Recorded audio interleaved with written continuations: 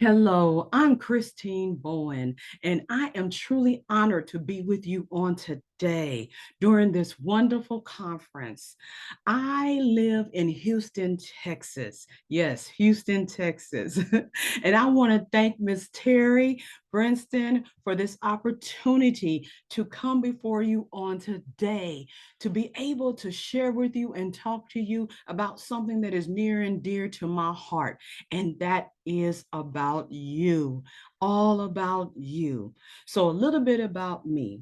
I am a co-pastor here in Houston alongside of my husband at Emmanuel Temple Praise Ministries International. I am the CEO and founder of Kingdom Publishing Services, and also I am a author.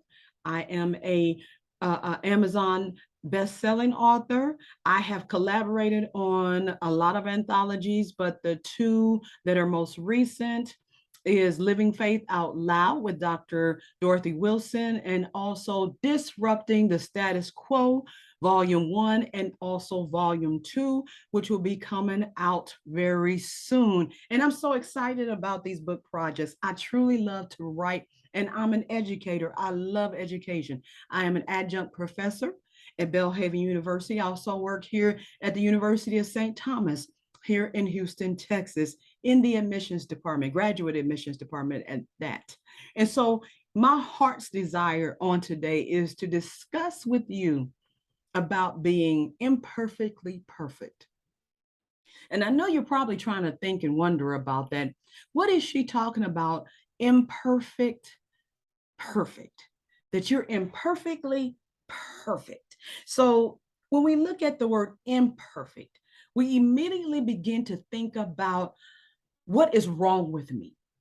Why don't I look a certain way? Why don't I fit in? Why am I too tall? Why am I too short? What is it that could cause me to seem to be imperfect, but all the while not even knowing that you're actually perfect? You're perfect just the way that you are. And so I've gone through a few things in my life. I've gone through sexual abuse, physical abuse, mental abuse, along with many other life altering events, shall we say. However, I am victorious.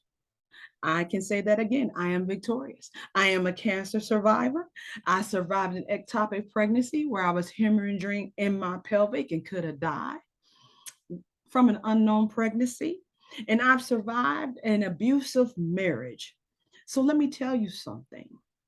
You would never know what was lying deep on the inside of you until you had to actually go through something for it to actually come out, for it to manifest, to show your strength and the strength that you have in God. And, you know, when we go through these things, it don't feel good. When we have these things to come upon us, it doesn't feel good.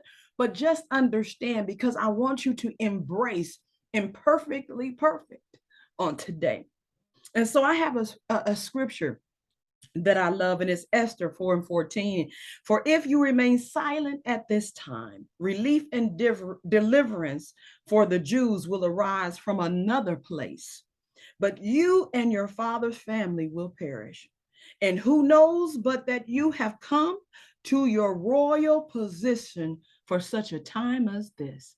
So there are many of you who have come to your royal position for such a time as this. And this is why you can't be silent. This is why you have to tell the testimony, why you have to tell your story. But I want to talk about being imperfectly perfect. What does that mean? See, I always looked at myself as not measuring up to the expectations of others.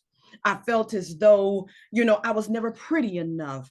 I was too small, or I wasn't short enough, or I wasn't tall enough. I wasn't light enough. I wasn't dark enough, and it all stemmed from a toxic environment from which I lived. An environment of alcoholism, and an environment of verbal abuse, and an environment of control, and also an environment of sexual perversion. So that same toxicity mindset was sold into me And I grew up with very low self-esteem, overcompensating to make friends or to keep friends in my life. As a child, I felt as though I was invisible. I don't know how many of you understand where I'm coming from on today, or how many of you are willing to even admit that you too felt that way, that you too may even still feel that way today. But I felt invisible around others and even invisible around my teachers. They couldn't see me.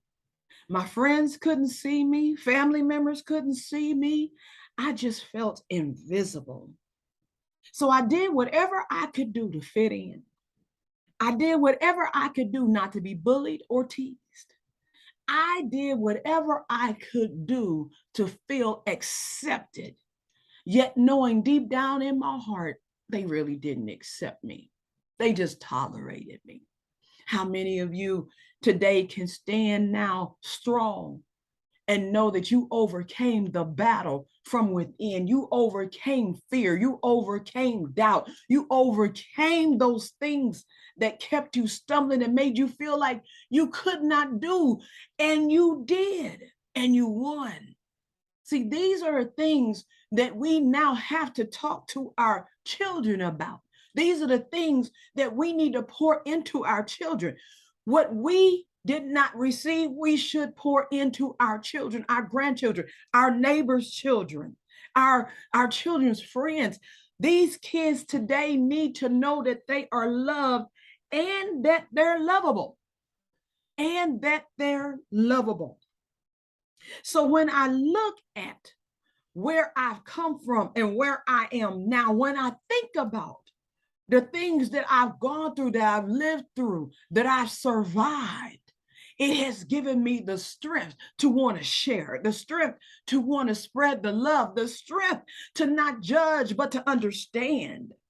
See, when we look at our children on today, they're going through so much more than we ever thought we would go through in my day.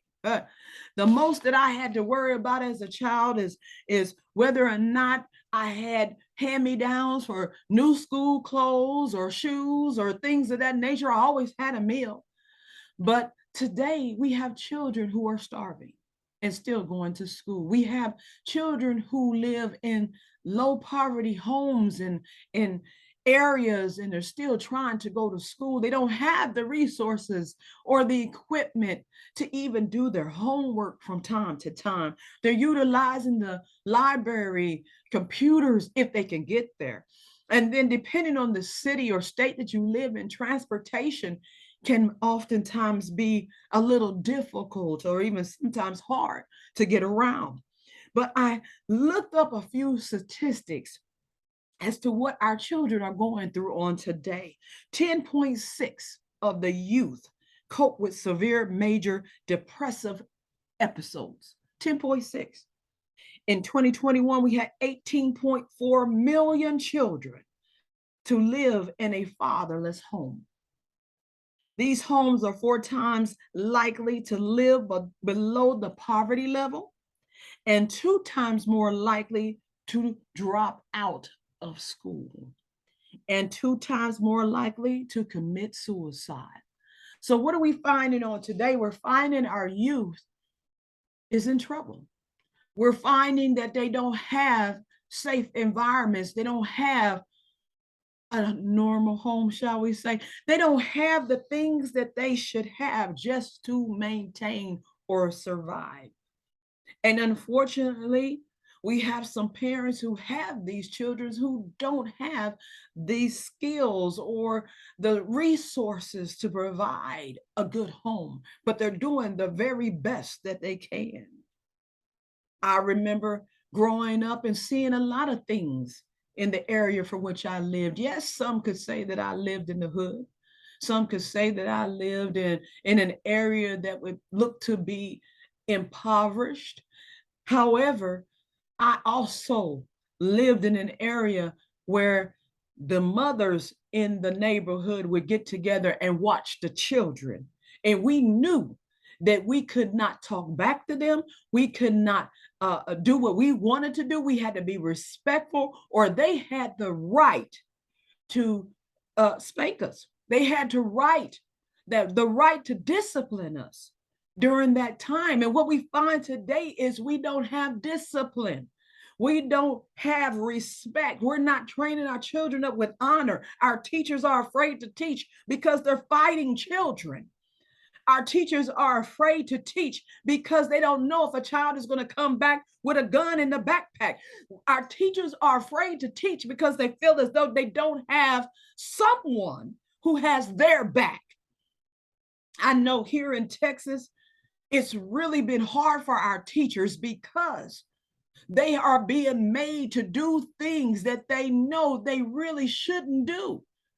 How do you open up a classroom in the process of having a pandemic, and yet you want to tell the teachers that they no longer can wear masks? You want to mandate that they can no longer wear masks. You want to have it where the children are free to roam in the building without masks, but nobody is thinking about what that teacher has to take back to her home or her family. The stress during the pandemic of having to teach not only online, but also in the classroom at the same time. And most of these kids did not even have a parent at home to help them with their homework because it was a pandemic, but yet they still had to work that 9-to-5 job.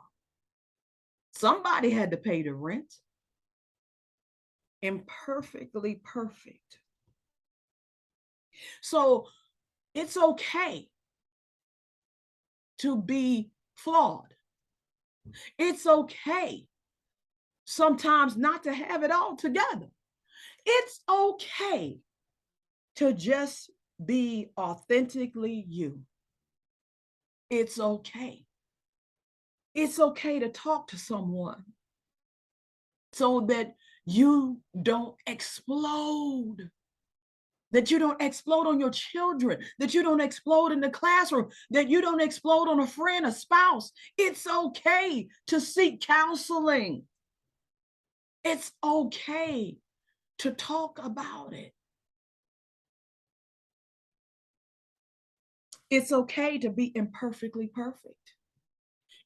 Society wants us to believe that we need to look a certain way or sound a certain way or make sure we go to a certain school, a certain university.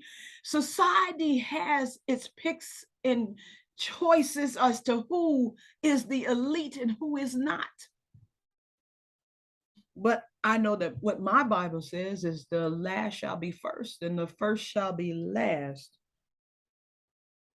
God has no respect of person. He created us all in his image and in his likeness. So therefore, I want you to understand something. We can't forget our roots and we cannot forget our history. It's okay if your hair is natural or if it's a little kinky. It's okay if you have a space or a gap in between your teeth. It's okay if you wear glasses or contacts. It's okay if your ears are pierced or they're not. It's okay if you have small feet or large feet, or if you're knock-kneed or bow-legged. It's okay to be authentically you. See, the world says that you're imperfect, but in the eyesight of God, you are perfectly fine. You're good. You're beautiful. You're smart. You're awesome. You're wise. You're intelligent. You're creative. Think about all the things that God has allowed you to be able to do. Think about your gifts and your talents. Think about when you are practicing a play because you love drama. And everybody loves you when you are in the play and you're acting, and bravo, bravo, bravo. Think about that. For those of you who may want to become a cheerleader, start practicing and believe that you can be that cheerleader. No matter the size, no matter what anybody says, it's in your heart. It's the desires of your heart. It can come to pass. It can come to fruition, but you have to believe.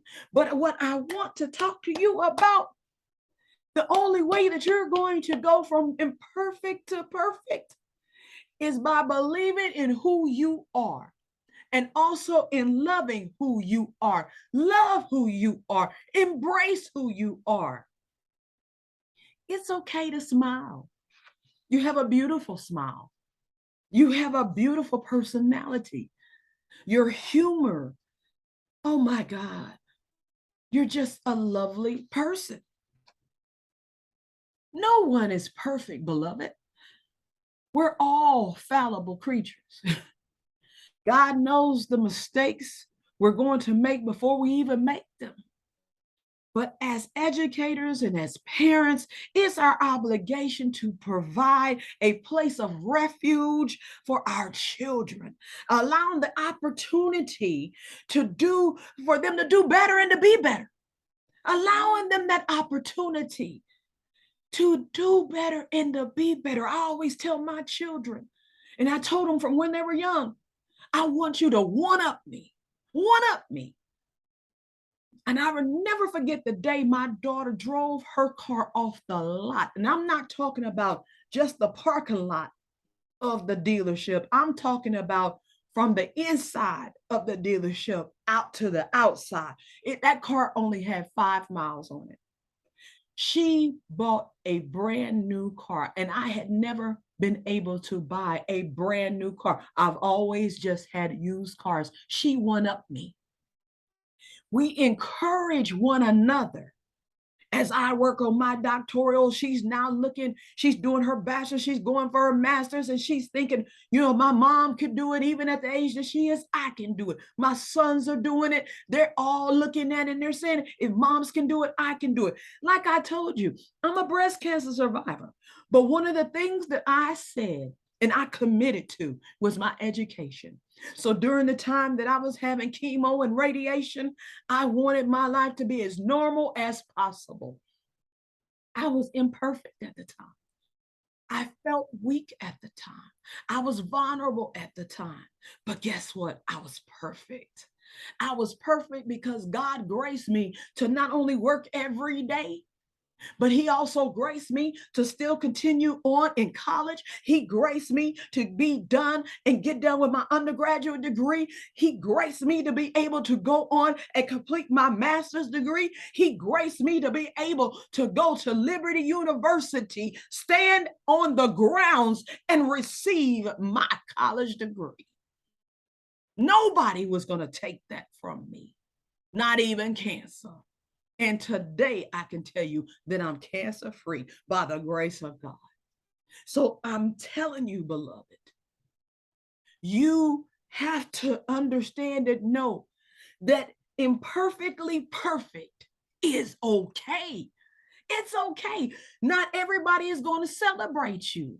You celebrate you. Learn to love you. Love your freckles. Love your red hair. Love your blonde hair. Love your streaks. Love you. However God has created you, love you. Love you. And this one for the adults.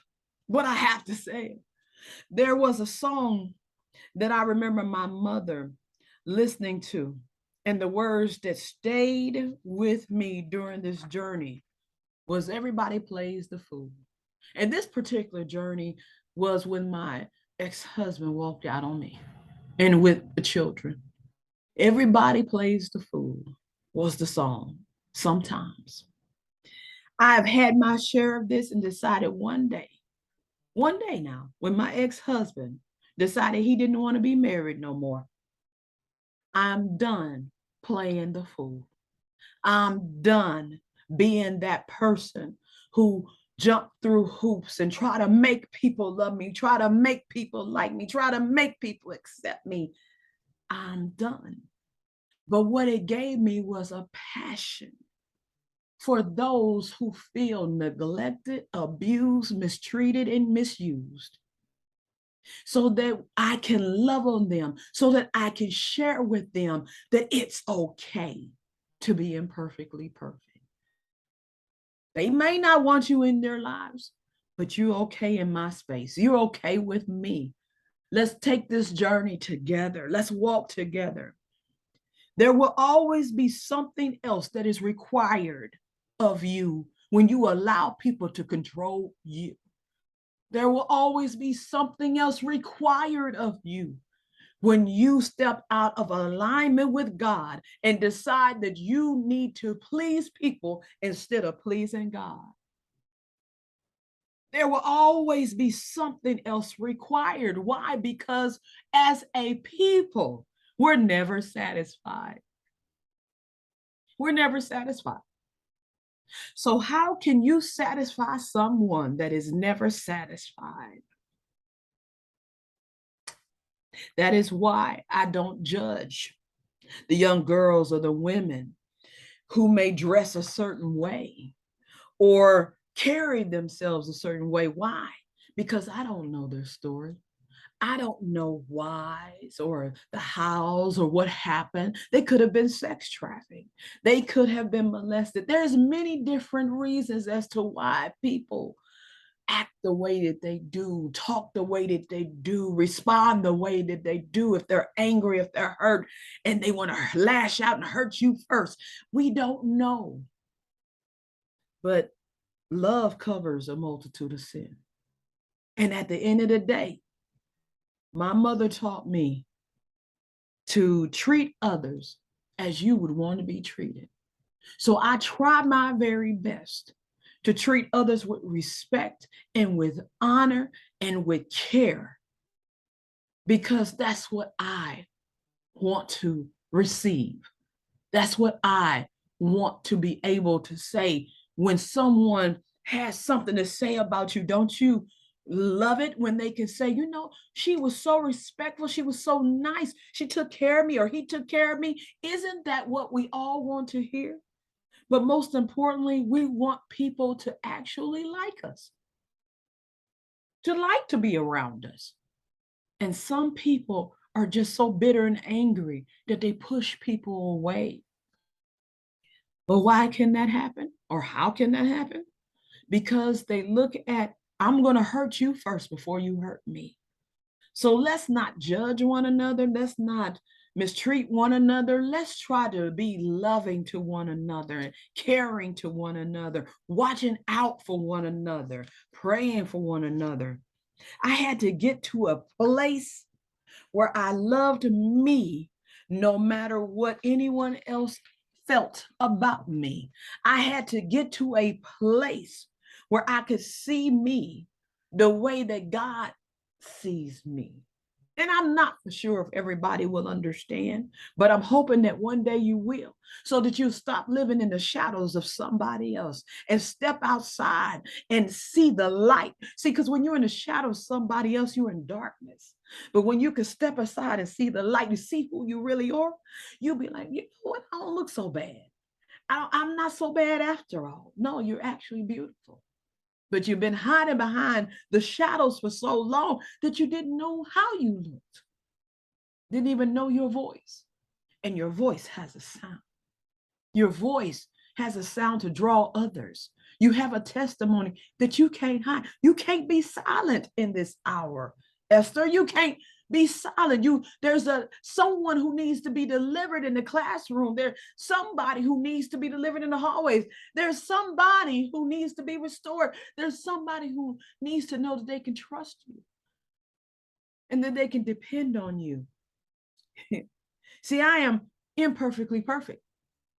I do not have to measure up to your expectations or anyone else's expectations. I just need to make sure that I'm pleasing God in everything that I do. See, that's my heart's desire, because it's only what we do for Christ that will last. So therefore, I tell my stories, I tell my testimonies, and I do it to encourage, motivate, and empower others to get up and get to moving. Don't hold your head down. Just because you may be in a place of poverty today doesn't mean it's going to have to be that way tomorrow. Keep on moving on for the better and believe it that this can change, that your life can be changed. All it takes is a little bit of faith to believe that this can happen in your life. My God. And so let me encourage you right now. Let me encourage you. You're amazing. I need you to look at yourself, even if you have to murmur that to yourself. You're amazing. You have been born for such a time as this. Do you hear me, people of God? You've been born for such a time as this. You are royalty.